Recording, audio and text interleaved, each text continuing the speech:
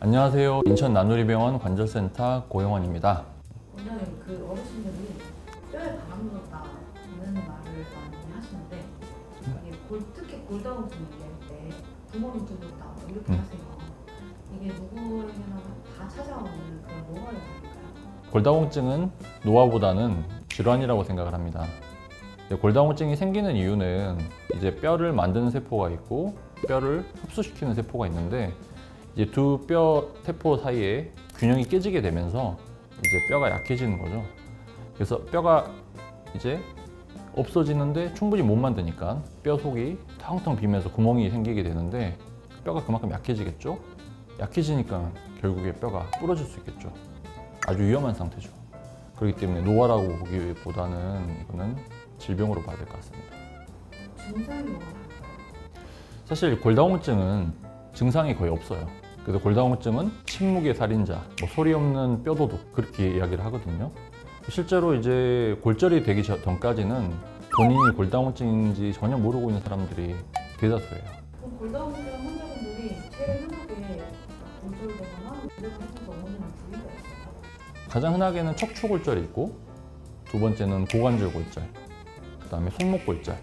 넘어졌을 때 주로 하중을 받는 곳이죠. 그리고 이 부분들은 이 해면골이 풍부하기 때문에 골다공증의 영향을 또 많이 받기도 합니다. 골다공증이 아까 골 형성이랑 파괴가 균형이 깨지는 거라고 하셨는데 그 외로 또 생기는 이유가 있나요? 일단은 골다공증이 생기는 그 원리를 간단하게 좀 설명을 좀 해볼게요. 일단은 뼈를 만드는 세포를 우리가 조골세포라 그래요. 얘는 일꾼이죠. 집을 막 만드는 일꾼. 그 다음에 뼈를 흡수시키고 파괴시키는 세포를 파골세포라고 하는데 얘들은 청소부입니다. 그러니까 우리 몸에 안 좋고 나쁜 뼈들을 없애서 얘는 새로운 뼈가 만들어지게 도와주는 거죠. 이 두 세포들이 균형을 이루면서 이제 좋은 뼈가 될 수 있도록 노력을 하는데 결국 이게 리모델링이 되는 거죠. 근데 이제 나이가 들수록 이런 조골세포의 기능은 떨어지고 파골세포의 기능은 어느 정도 계속 유지가 되기 때문에 뼈가 만들어지는 게 부족하게 되겠죠. 그래서 골밀도가 감소하게 됩니다. 그 외에도 체중이 너무 안 나가거나 이제 운동을 너무 안 하거나 아니면 또 술, 담배를 좋아한다거나 아니면 뼈가 약해질 수 있는 내분비 대사 질환들이 있거든요. 그런 경우에도 이제 골다공증이 생기기 쉽겠죠.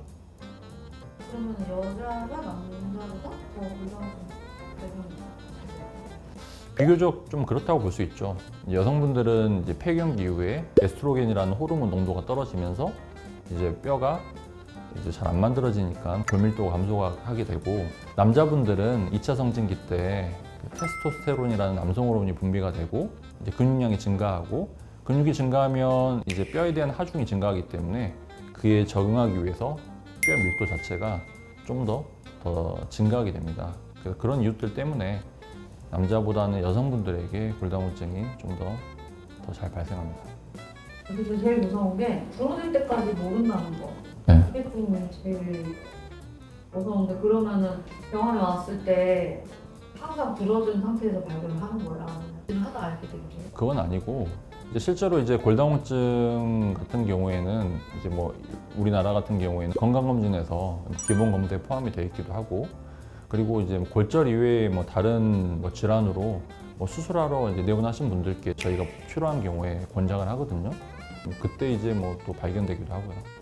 그러면 일반 엑스레이가 아닌 거네요? 비유를 하자면 일반 엑스레이는 건물의 외관을 보는 거고 골밀도 검사는 그 건물 벽에 철근과 콘크리트가 얼마나 꽉 차 있는지 보는 검사라고 생각하시면 될 것 같아요. 그래서 이제 골밀도 검사는 가장 대표적으로 덱사라는 이제 검사를 시행하게 되는데 이거는 이제 이중 에너지 X선 흡수법이라고 합니다. 그래서 환자가 누워서 이제 엑스레이를 찍게 되는데 척추와 고관절에서 골 밀도를 측정을 해서 젊고 건강한 성인과 비교를 해서 그 차이값을 점수합니다.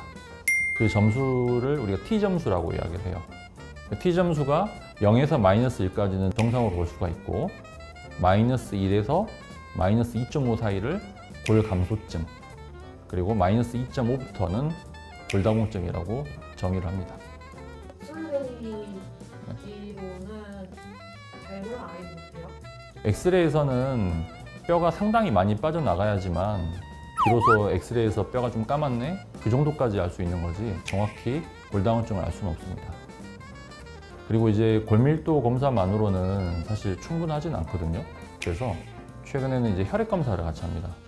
그래서 혈액 검사를 해서 골 형성 표지자, 그러니까 아까 말씀드린 조골세포, 그다음에 골 흡수 표지자, 팔골세포, 그 세포들의 활성도를 체크를 하고 칼슘이랑 비타민 D의 그 레벨도 같이 체크를 해서 이 사람의 현재 골 밀도뿐만 아니라 골 질이 어떤지 우리가 알 수가 있습니다. 만약에 골밀도가 많이 떨어져 있다고 나서 네. 치료를 시작을 해요. 약물이 있으면 다시 채워줘요? 진행 정도에 따라 다르죠. 골다공증 초기에는 이제 충분하게 뼈는 채워질 수 있고 골다공증이 이제 아주 심한 경우에는 이제 쉽게 채워지진 않지만 최근에는 이제 좋은 약제들이 개발이 돼서 그런 것들도 이제 치료가 가능합니다. 생각보다 치료할 수 있는 방향? 네. 되게 넓은. 과거에는 뼈 흡수를 억제하는 골 흡수 억제제가 유행을 했는데 최근에는 골질의 중요성이 강조가 되면서 골 형성 촉진제들이 유행하고 있습니다. 그러면 골 흡수 억제제는 어떤 게 있냐면 가장 대표적으로 비스포스포네이트 제제라는 게 있어요. 그래서 환자분들이 뭐 매일 먹는 약이라든지 아니면 일주일에 한 번씩 먹는 경구제제 아니면 3개월에 한 번씩 정맥 주사로 맞는 주사, 이제 이런 것들이 주로 이제 이 제제에 속하는데 이 제제의 효과는 좋습니다. 하지만 단점이 있어요. 이거는 이제 5년 이상 사용을 하게 되면 부작용이 발생할 수가 있어요. 그래서 그거를 조금 조심을 해야 됩니다. 5년 이상 사용하게 되면 어느 정도 휴지기를 갖고 다시 시작하는 게 좋아요. 두 번째 골 흡수 억제제는 데노스마비라는 제제가 있어요. 이것은 6개월에 한 번씩 뱃살에 맞는 주사예요. 얘는 사용을 장기간 하더라도 몸에 축적되는 게 없기 때문에 따로 휴지기가 없다라는 장점이 있습니다. 하지만 단점이 있어요. 이 주사는 중단했을 때 일시적으로 오히려 뼈가 약해진다는 또 단점이 있습니다. 그래서 이제 환자 상태에 따라 적절한 약제를 선택하는 게 중요하겠죠. 그럼 오래 하면 부작용이 어떤 거예요? 그러니까 사실 우리가 파골세포도 중요한 기능을 하거든요. 이게 뼈를 없애는 게 무조건 나쁜 것만 아니거든요. 나쁜 뼈는 없애야지 이제 좋은 뼈가 생길 수 있는 공간이 생기는 거예요. 근데 그 골 흡수를 하는 파골세포를 오랜 시간 동안 억제를 하게 되면 나쁜 뼈들이 축적이 되고 골 밀도는 증가하는데 반대로 골 질이 안 좋아져서 반대로 오히려 골절이 생길 수 있습니다. 그래서 크게 이제 대표적으로 생길 수 있는 부작용이 두 가지가 있는데 하나는 턱뼈 괴사가 있고요. 치과에서 많이들 두려워하시죠. 임플란트, 발치 이런 거 했을 때 이제 턱뼈가 괴사가 될 수 있다. 그래서 치과 치료 다니는 분들이 가끔 오시거든요. 그래서 그거 한 가지가 있고 두 번째는 비전형 뒤태골 골절이라는 게 있어요. 마찬가지로 이제 나쁜 뼈가 오랫동안 축적이 되면 뒤태골 피질골이 되게 두꺼워지는데 쉽게 부러집니다. 어떤 일화가 있었냐면 아주 오래전이었는데 환자분이 다친 것도 아니고 계단으로 올라가다가 갑자기 뒤태골에서 뚝 하면서 소리가 나면서 부러져서 왔어요. 다친 것도 아닌데. 그런 상황이 발생할 수가 있는 거죠. 발치나 그런 임플란트 할 때도 뭔가 계획이 있나요? 먹는 비스포스포데이트 제제 같은 경우에는 2달 중단을 하고 치과 치료하는 걸 권장을 드리고 그리고 6개월에 한 번씩 맞는 데노스맙 같은 경우에는 4달 정도 중단을 하고 치과 치료를 하는 걸 권장을 드립니다. 하지만 이 데노스맙 같은 경우에는 중단했을 때 뼈가 일시적으로 약해질 수가 있기 때문에 이제 너무 오래 중단을 하는 것은 권고하진 않고 마지막 주사부터 시작해서 9개월이 넘어가지 않도록 환자분들께 설명을 드리고 있습니다. 혹시 이런 네. 골다공증 예방에 꼭 강구하고 싶은 생활 습관 이런 팁이 있나요?